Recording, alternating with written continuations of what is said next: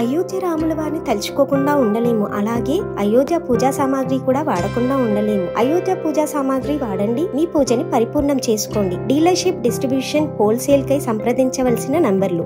ఇక్కడ డిఎస్సి ఎవరైతే అభ్యర్థులు ఉన్నారో డిఎస్సి అభ్యర్థులు రాష్ట్ర వ్యాప్తంగా ఆందోళన చేస్తా ఉన్నారు. వాళ్ళని తీసుకుపోయి అక్కడ ఏది గోషమహల్ స్టేడియంలో తీసుకుపోయి అమ్మాయిలను కూడా చూడకుండా రకరకాలుగా వాళ్ళని హింసిస్తా ఉన్నారు. ఎట్టి పరిస్థితుల్లో ప్రభుత్వం చేస్తున్నటువంటి పని ఇది కరెక్ట్ కాదు. మనం పదే పదే చెప్తా ఉన్నాం.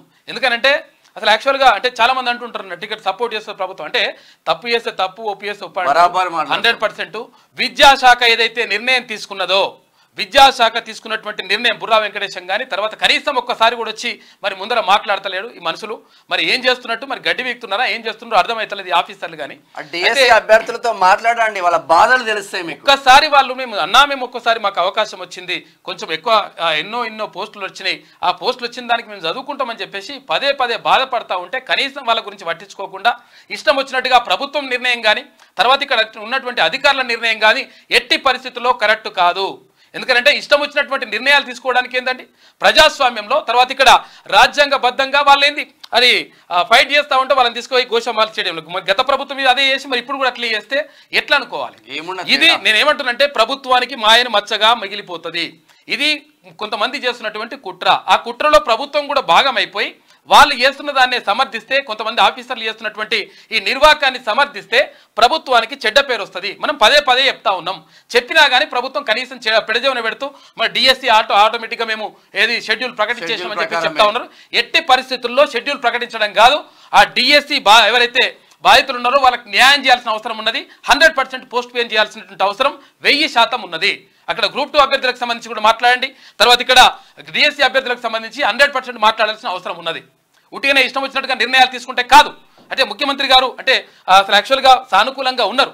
అంటే ఎవరైతే నిరుద్యోగులు ఉన్నారో నిరుద్యోగుల ద్వారానే తర్వాత నిరుద్యోగుల కోపంతో గత ప్రభుత్వం కూలిపోయింది. మరి కాబట్టి వాళ్ళకు మంచి చేయాలనేటువంటి ఉద్దేశంతో జాబ్ క్యాలెండర్ కూడా రిలీజ్ చేస్తూ ఉన్నారు. ఒక మంచి పరిణామం అది. అయితే ఈ జాబ్ క్యాలెండర్ రిలీజ్ చేయడంతో పాటు పోస్టులు కూడా పెంచిండ్రు. కొన్ని ఇప్పుడు 5089 పోస్టులు ఉంటే డిఎస్సిలో 11,000 చిల్లర పోస్టులు పెంచేసిండ్రు, సంతోషం. కానీ జస్ట్ పోస్ట్ పోన్ చేస్తే ఏమవుతుందండి? 4 రోజులు లేటు నిర్వహిస్తే ఏమవుతుంది? డిఎస్సి కానీ ఇక్కడ ఏది టీజీపీఎస్సీ చైర్మన్ ఆయన ఎవరు మహేందర్ రెడ్డి వచ్చి మాట్లాడతలేడు. తర్వాత ఇక్కడ డిఎస్సికి సంబంధించి విద్యాశాఖ నుంచి ఆయన బుర్రా వెంకటేశం కానీ తర్వాత ఇంకో ఉన్నటువంటి అధికారులు కానీ మాట్లాడతలేరు. మాట్లాడకుండా ఇట్లా ఎంతమందిని ఇట్లా మొత్తం కూడా ఆవేదన గురి చేస్తారు. అంటే ఇచ్చినటువంటి పోస్టులు కూడా మీరు డేట్లు పెంచితే ఏమవుతుంది? దీని గురించి కనీసం 100% ప్రభుత్వం స్పందించాలి. ఇప్పటికైనా కానీ వాళ్ళు ఎందుకంటే రాత్రిపూట నిన్న అక్కడ గోషమహల్ స్టేడియంలో వాళ్ళని అరెస్ట్ చేసుకుంటా తర్వాత రకరకాల ఇబ్బందులు పెడతా ఉన్నారు. నేను ఏమంటున్నానంటే బీఆర్ఎస్ వాళ్ళకి ఎవరైతే మీరు అనుకుంటున్నారో ఇప్పుడు వాళ్ళకి అవకాశం ఇచ్చినట్టు అవుతుంది. మీకు అంటే మంచి సూచన చేస్తూ ఉంటే కనీసం మరి ప్రభుత్వం పట్టించుకుంటలేదా లేకపోతే ఇక్కడ అధికారులు మ్యానిపులేట్ చేస్తారో తెలియదు. కానీ 100% అది కరెక్ట్ కాదు. 100% ఇక్కడ డిఎస్సి బాధితుల కోసం తర్వాత ఇక్కడ నిరుద్యోగుల పక్షాన ప్రభుత్వం నిలవాల్సినటువంటి అవసరం బాధ్యత 100% ఉన్నది. కనీసం చదువుకోవడానికి సమయం ఇవ్వండి. లెటర్ రాసిండు యాజ్ ఎమ్మెల్సీగా తీర్మానం గారు కూడా లెటర్ రాసిండ్రు. అయితే ఏది కొంచెం పోస్ట్ పోన్ చేస్తే ఏమవుతుంది? మీకు 4 రోజులు లేట్ అవుతుంది. వాళ్ళే అడుగుతున్నారు కదా నిరుద్యోగులు. అంతమంది అడుగుతుంటే ఒక పోస్ట్ కూడా పెట్టినాం మనం. పోస్ట్ పెడితే కూడా 80% మంది పోస్ట్ పోన్ చేయమని చెప్తా ఉంటే మినిమం దాని గురించి పట్టించుకోకుండా ఈ అధికారుల కొంతమంది టీఆర్ఎస్ కు బీఆర్ఎస్ కు గత ప్రభుత్వానికి ఒత్తాసు వలుకుతా ఉన్నారు.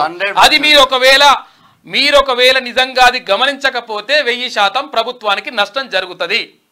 కాబట్టి ఇది ఆలోచించుకుంటే మంచిగా ఉంటుంది.